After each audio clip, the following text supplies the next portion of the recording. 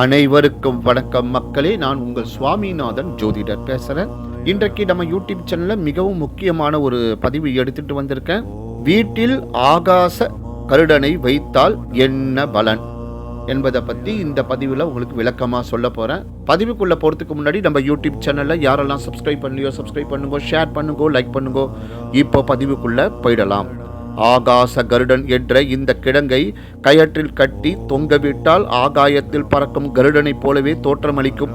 மேலும் காற்றில் உள்ள ஈரப்பதத்தை ஈர்த்து வாங்கி உயிர் வாடும் சக்தி கொண்டது. முளைத்துவிட்டு கொடியாக படர்ந்து விடும். மூலிகைகளில் அஷ்டகர்ம மூலிகைகள் என்பன மிக சிறப்பு வாய்ந்தவை.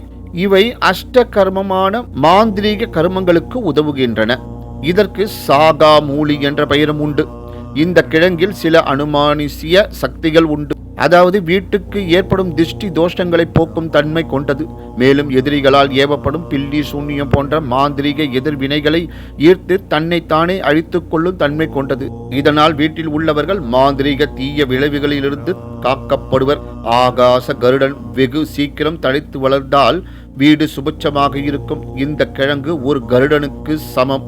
அதாவது கருடன் வந்தால் அந்த இடத்தில் எந்த விஷ ஜந்துகளும் அணுகாது. அப்படி வந்தால் அவற்றிடம் பங்கப்படும். அவ்வளவு சக்தி உள்ளது இந்த ஆகாச கருட கிழங்கு. இதற்கு விஷத்தை முறிக்கும் ஆற்றல் கொண்டது.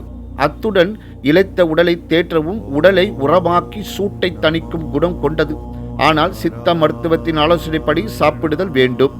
கடும் விஷத்தை உடைய பாம்புகள் இந்த கருட கிழங்கை கண்டால் அஞ்சி நடுங்கிடும். இப்பேற்பட்ட சிறப்புமிக்க சக்தி வாய்ந்த இந்த ஆகாச கருடனை உங்கள் இல்லத்தில் நிலை வாசலில் கட்டிவிடுங்கள். உங்கள் இல்லம் சுபிட்சமாக இருக்கும். சகல சௌபாக்கியத்தை பெறுவீர்கள். நன்றி, வணக்கம், வாழ்க வளமுடன்.